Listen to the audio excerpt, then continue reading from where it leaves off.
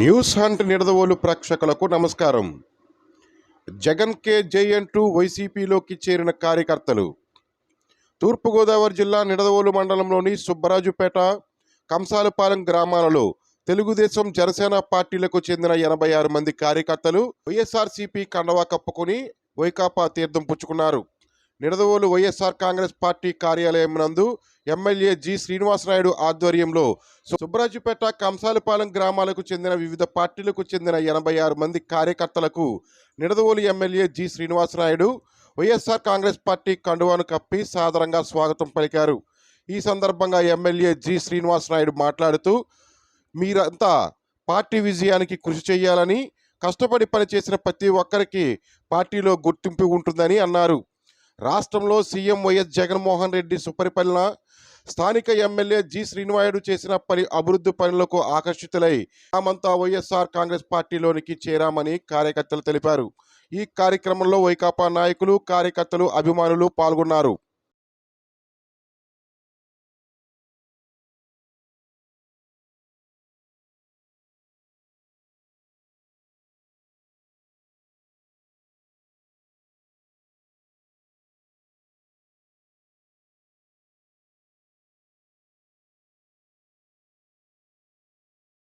ఈరోజు నిడదవోలు టౌన్లో సుబ్బరాజుపేట వార్డు నుండి పెద్ద ఎత్తున టీడీపీ నుండి, అదేవిధంగా జనసేన నుండి కూడా ఈ రెండు పార్టీల నుండి ఈరోజు మన వైఎస్ఆర్సీపీ పార్టీలోకి పెద్ద ఎత్తున జాయినింగ్స్ అన్నీ కూడా అవడం జరిగింది. వారందరూ కూడా వచ్చి చక్కగా కండువాలు వేసుకుని మన వైఎస్ఆర్సీపీ పార్టీలో ఉండాలి అన్న ఉద్దేశంతో కూడా ఈరోజు అందరూ జాయిన్ అవ్వడం జరిగింది. వారందరికీ కూడా నేను ప్రత్యేక ఆహ్వానాలు పలుకుతూ ఈరోజు మీ అందరికీ కూడా శుభాకాంక్షలు, అభినందనలు తెలుపుకుంటాను. ప్రతి ఒక్కరూ కూడా మనకి ఈరోజు జగన్ గారు చేసే అభివృద్ధి కార్యక్రమాలు, జగన్ గారు ప్రవేశపెట్టిన సంక్షేమ పథకాలు, ఏ విధంగా అయితే పేద కుటుంబాలకి ఈరోజు సహాయపడ్డారో జగన్ గారు, అవన్నీ కూడా గమనిస్తూ ఈరోజు ఎలక్షన్ టైంలో మనం జగన్ గారితో పాటు ఉండాలి, జగన్ గారితో అడుగులో అడుగు నడవాలి అన్న ఉద్దేశంతో ఈరోజు పెద్ద ఎత్తున జాయిన్ అవ్వడం జరిగింది.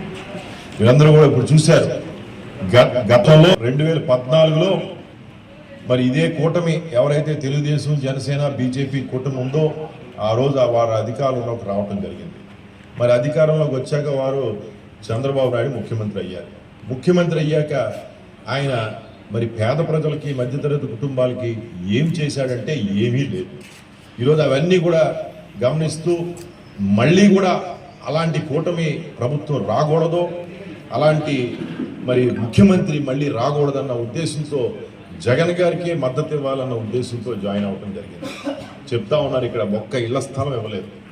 రాష్ట్రంలో 14 సంవత్సరాలు ముఖ్యమంత్రిగా చేసి చంద్రబాబు నాయుడు ఒక్క ఇళ్ల స్థలం ఇవ్వలేదు. గవర్నమెంట్ హాస్పిటల్ బాగు చేయలేదు, గవర్నమెంట్ స్కూళ్ళు బాగు చేయలేదు, ఈరోజు టౌన్స్ అభివృద్ధి చేయలేదు. చక్కగా అనేక పథకాలు పెట్టి ఆ పథకాల ద్వారా పేదలకు ఎంతో ఆర్థిక సహాయం ఈరోజు జగన్ గారు చేస్తూ ఉన్నారు. పిల్లలు చదువుకుంటానికి అమ్మఒడి, విద్యా దీవెన, వసతి దీవెన లాంటి పథకాలు.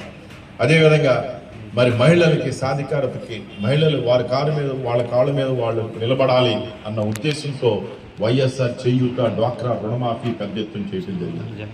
ఇవన్నిటికి వారు ఆకర్షిత అయి మళ్ళీ జగనే ముఖ్యమంత్రిగా ఉండాలి, జగన్ గారే మళ్ళీ పరిపాలన చేయాలి, ఈ రాష్ట్రంలో పేద ప్రజలు బాగుండాలంటే వారు ఉండాలని ఆ మంచి ఉద్దేశంతో ఈరోజు మద్దతు ఇవ్వాలన్న ఉద్దేశంతో ఈరోజు అంతా కూడా జాయిన్ అవ్వడం జరిగింది.